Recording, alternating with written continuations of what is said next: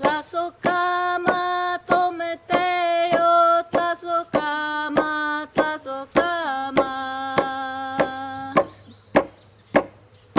Tlazocama, tometeo, tlazocama, tlazocama, tlazocama, tlazocama.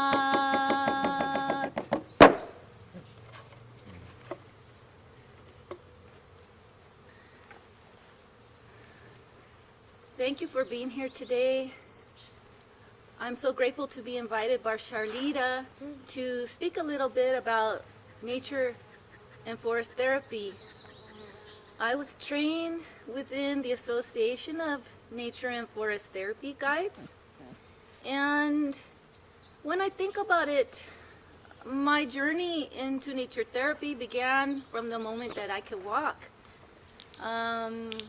I was really lucky to have a mom that, well, I don't know whether she liked it or not, but at least she let me go barefooted the majority of the time that I was a child. Yeah. And I was raised part of my life on Tongva land in Los Angeles and part of my life on Tabatalara land near Porterville, California, near the Tule, where my other grandparents had a ranch there. And I used to grow up playing on the boulders and playing with the mortar holes, you know, that were made by the ancient peoples that lived there. And I remember playing in the mud and making mud pies and just how good that felt. And when I became a young adult, growing up as a native Californian here near the coast a lot, I had access, I was very fortunate to have access to the coast, to be honest with you. And so as time went on, I started working for the U.S. Forest Service as a wildland firefighter. And I worked on different crews like interagency hotshot crews like the Los Padres hotshots right here.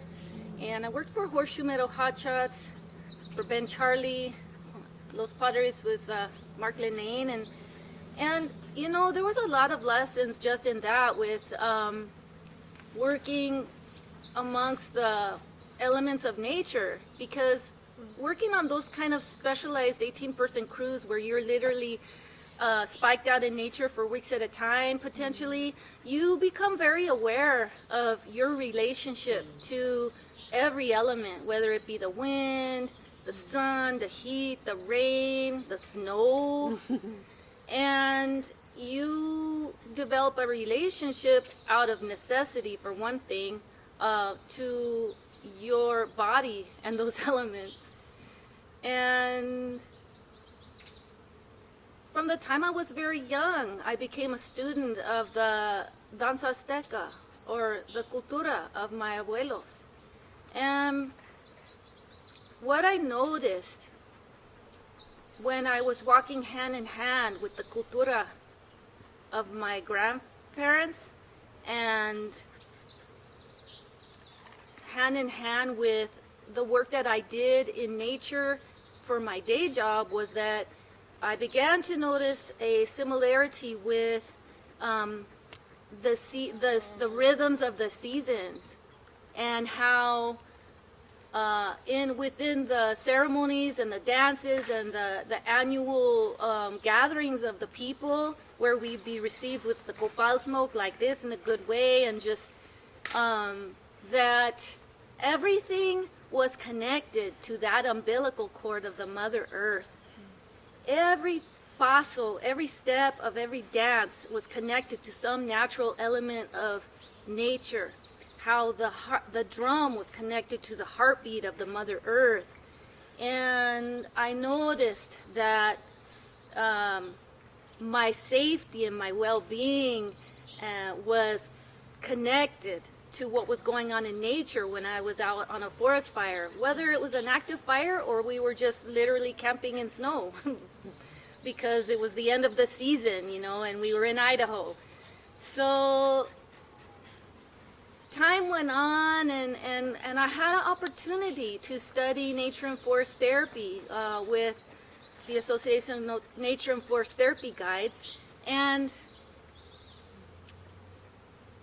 when I was in my course of study, I noticed that the things that were being presented to me, I had been living all of my life through culture, through ceremony, through work. It's just that it was being presented or maybe in a different language, but I had already been living that in those ways with that relationship to nature and that connection. And I had already noticed certain things about that when I was in a big tree forest, but not necessarily on a fire, I would feel a certain calmness. And so when I was a student of nature therapy, and really I think we continue to be students as we practice, I learned that, for one thing, how Charlita had brought up the phytoncides that are a hormone that is produced by trees, and that so in nature therapy sometimes we talk about giving forest bathing guides. Why forest bathing? Forest bathing is a loose translation of the word Shinrin-yoku from Japan. Well, it's because when we are walking through these great trees, we're bathing in the phytoncides that the trees are emitting, which is a hormone that they use for their own protection and to communicate with one another. But what scientists discovered in Japan was that when we humans walk through those phytoncides and we bathe and relax, that our NK cells in our bodies multiply. That means our white blood cells multiply, our natural killer cells multiply. So what that tells us is that we have evolved as human beings through time with nature. And we are not apart. For our highest well-being, we cannot live apart from nature or out of relationship with nature, because many things go out of balance, not just within our environment and the earth, but within ourselves. So I began to notice that although that in some ways Shinrin-yoku, or a forest bathing walk, is not a new concept, because in many ways this is linked to oral tradition that our elders have spoke about for thousands of years, the importance of relationship with nature. And we have many practices within our ceremonies that allow us to drop into a deeper state of connection in nature, and maybe you could say drop into a connection with our inner voice, because sometimes that's where our medicine is. Sometimes we already know what we need to get better, but sometimes it's a matter of just tuning into what that is. And the earth knows what it needs to get better, whether humans want to listen to that or not. And so I call my walks medicine walks, because within my walks I weave in my experiences within my journey in my relationship to nature, with holding a safe space for people out in the wild, as I did as a wildland firefighter, but also holding a safe space within that also allows me to express pieces of my culture that connect me to nature, but also is open enough for everyone else who is there to connect in their own way to nature. Because my way doesn't have to be your way, but my way can assist you in making your connection to nature so that you can drop in. Because what we try to do is we try to help people slow down and relax.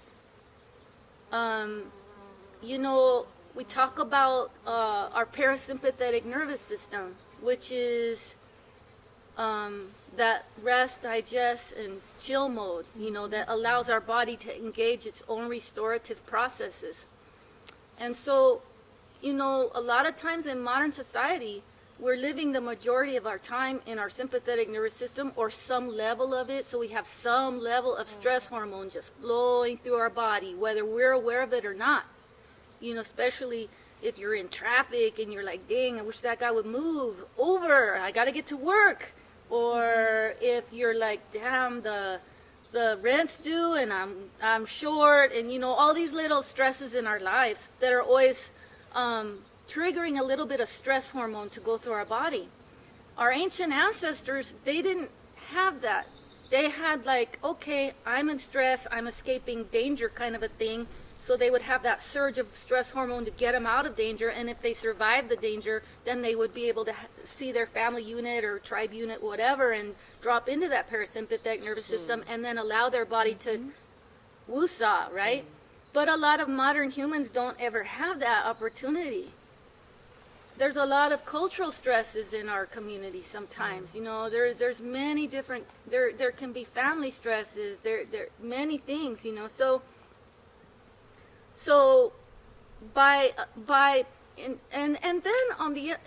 intentionally going out on a guided walk where you leave your phone in your car, whatever, you leave all your devices aside, you allow someone to guide you, it kind of allows you to relax at a different level and drop into a deeper state of connection to the earth and drop into your parasympathetic nervous system, which allows your body to engage its own restorative healing processes. And there's many ways to do that. It doesn't have to be through forest therapy or a nature guided walk with a nature therapist, because it could be through yoga, it could be through massage, it could be through going surfing. Like my son, you know, he tells me, man, Mom, surfing's my spirituality, surfing's where I, you know, get recentered. And I'm like, well, yeah, all those negative ions off the water, and, you know, that's his nature connection. So this is one integrative practice that you could explore to help you kind of maintain your balance and your well-being.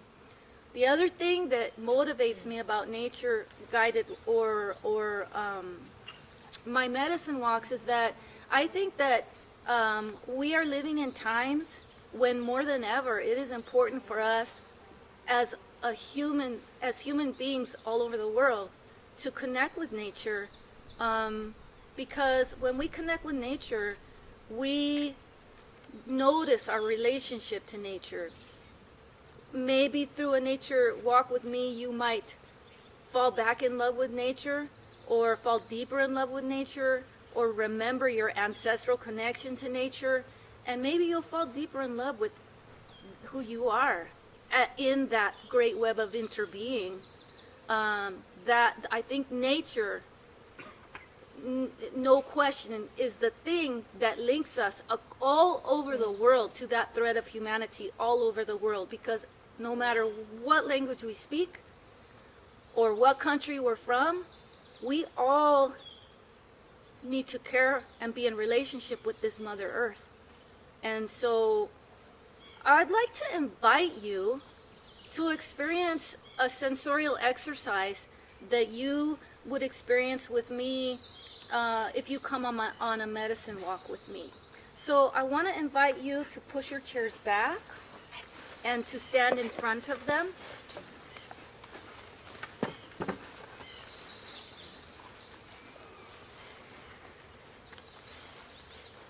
And I want to invite also Julio and Aurelio, you know, to participate in this too if you want to take your shoes off. So one of my main tools when I go on my medicine walks in this part of California is my boots, because we have a lot of rattlesnake relatives around here. So this is one of my tools that I have because it's a necessity out of respect for them and for me. But here we are on this great lawn where we can be barefooted, which is like perfect.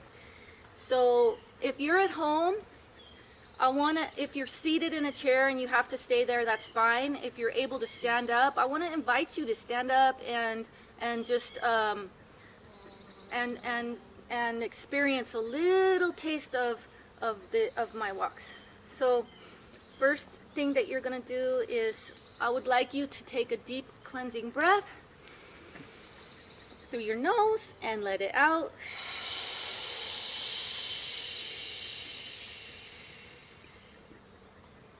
And another deep cleansing breath through the nose with your eyes closed, and then let it out through your mouth.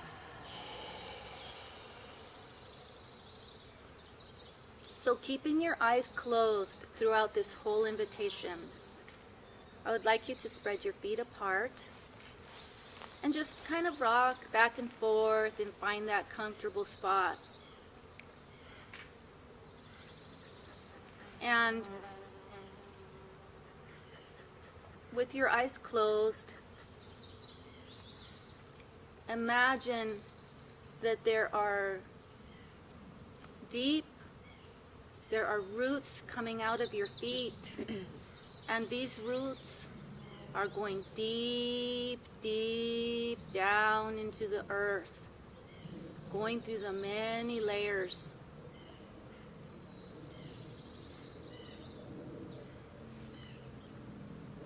And I'd like you to notice the farthest sound away from you.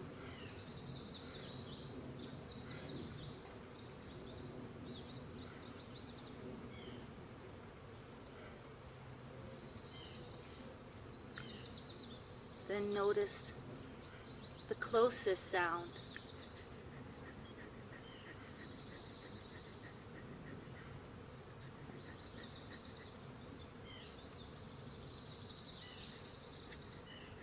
What is the softest sound near you?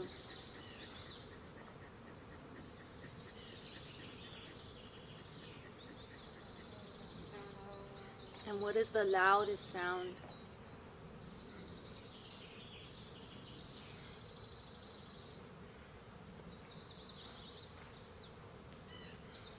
Notice that we're standing surrounded by air, and what the air feels like on your skin.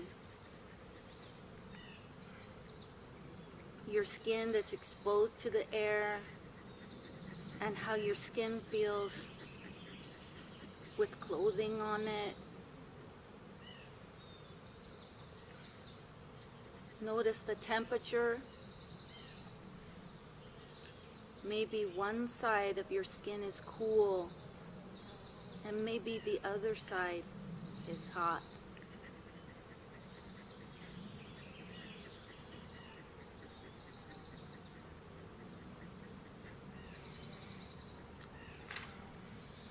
And you could even stick your tongue out and see if you could taste the air by sipping it over your palate.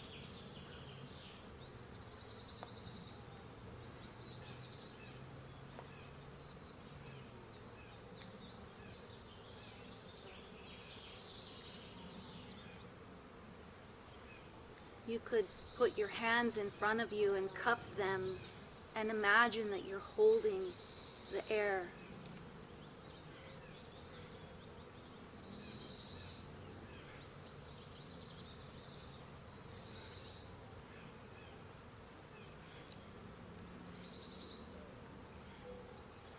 And with your eyes closed, don't open your eyes until I say, slowly, slowly turn in a circle until your body tells you to stop. So you, in other words, will stop in the direction that your body tells you to stop, but with your eyes closed.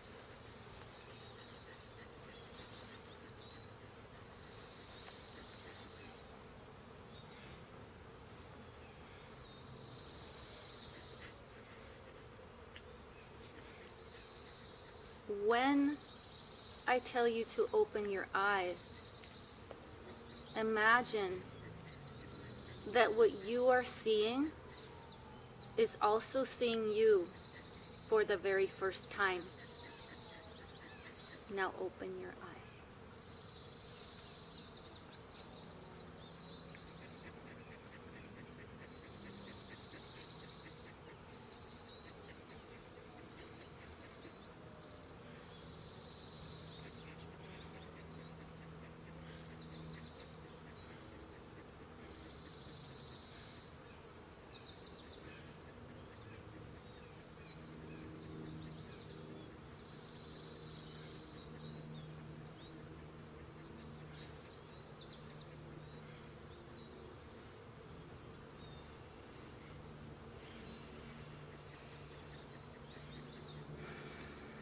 turn toward the center now.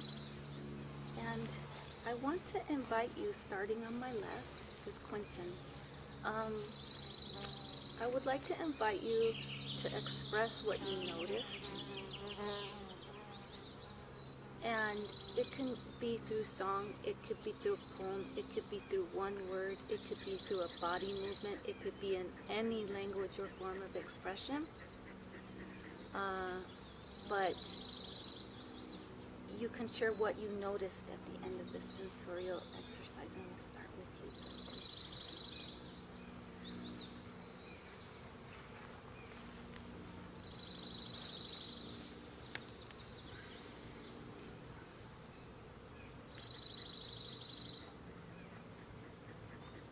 Much deeper sense of openness.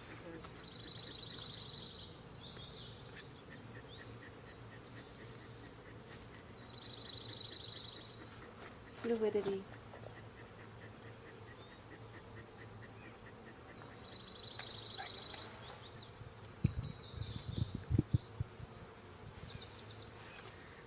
When I stretched out like that before, it was to express how what I experienced was a feeling of openness, even expansiveness. I said fluidity, the feeling of being in a rhythmic beat and movement with the earth and the vastness. I felt present. I felt a strong sense of connection and direction to the west, and my puppers back there. It was kind of like a compass that I ended up landing on, and feeling some solace in that.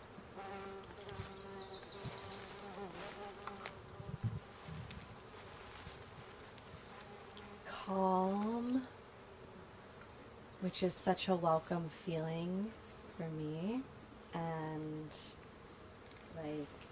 like a hug, but not like constricting like a hug. Another kind of hug where maybe like a weighted blanket or something. And I liked the very last line that you said, when you open your eyes. Open your eyes and see what's in front of you, as if it's also seeing you for the first time. That was amazing.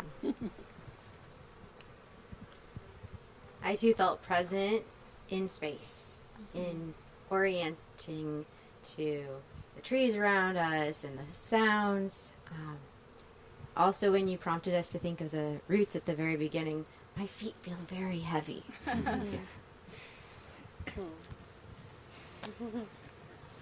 I am feeling a lot of gratitude and thank you.